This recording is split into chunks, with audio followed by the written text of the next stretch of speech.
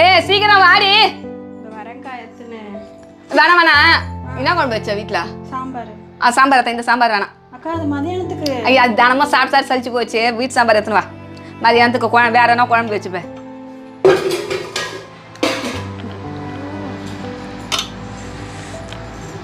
ஊத்து. போதுமா? இன்னும் ஊத்தா. இப்போ என்ன வராது போல இருக்குது எப்பவுமே உனக்கு கையா. போல இரு. சாப்பிடு வா.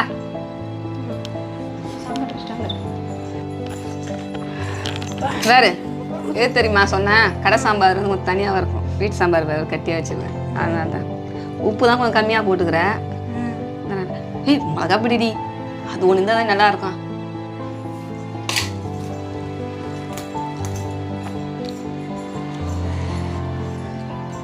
எத்தா அதையும் வச்சா நல்லா இருக்கும். போதும் அப்படியே கீழே